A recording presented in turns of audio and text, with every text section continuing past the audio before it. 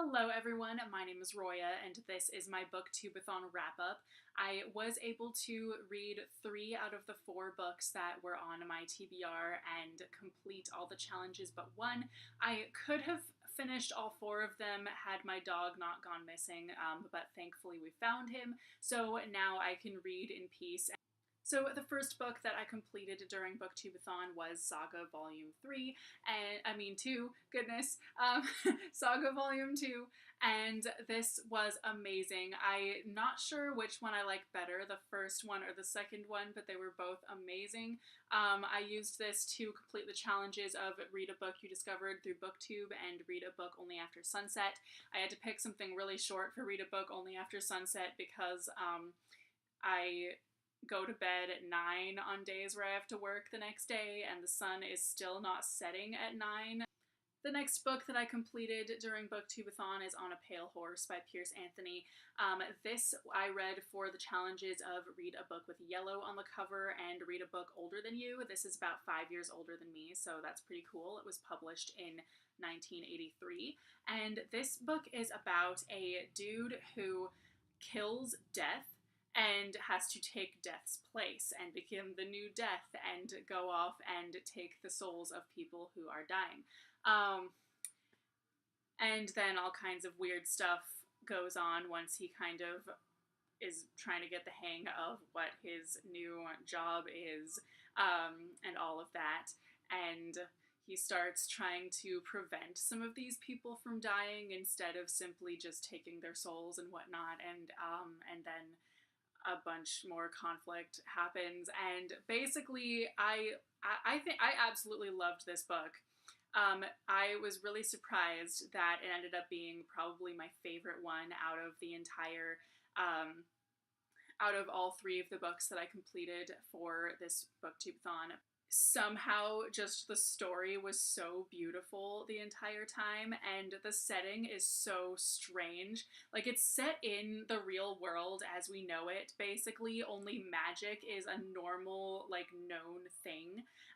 So there are all kinds of enchantments that people are just using, like when Death goes to collect the soul of a little boy who's dying of some illness, and the little boy just casually says, like, oh, well, yeah, they've tried healing spells and everything and nothing's worked. Like, so it's so easy in this setting to forget about magic being a normal thing, but then you realize you just get all these reminders the entire time that it is.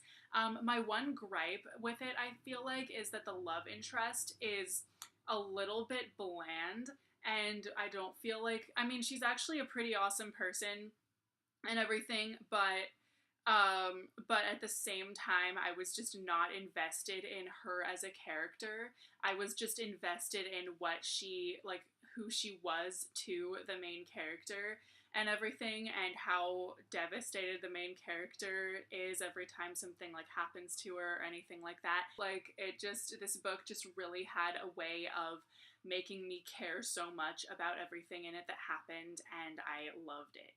Finally, the third book that I read during Booktubeathon is Mistborn by Brandon Sanderson, and I loved this book as well. I had already started it before the Booktubeathon started, and I was about a third of the way through it, maybe, like 200 pages, and I hadn't gotten that, like, into it.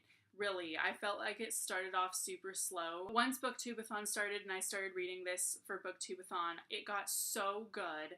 And by the end, I was like, wow, I really like this book. It's awesome. But I still like Warbreaker a lot better than Mistborn. I thought that Warbreaker was just such a tough act to beat that I don't know if Brandon Sanderson can possibly pull off anything quite as well as Warbreaker. But still, I really liked this book and I definitely recommend it. And finally, I started Me Before You by Jojo Moyes, and this was for the challenge of read a book and watch its movie adaptation, and I did not get to, like, I'm only on page 70 or something now, because the last 2 days of Booktubeathon, my dog was missing, and so even while I was at work and I was reading this during my breaks, I just could barely concentrate enough to, like, read quickly. I was kind of just stuck on the same page for forever because I was just worried about the dog.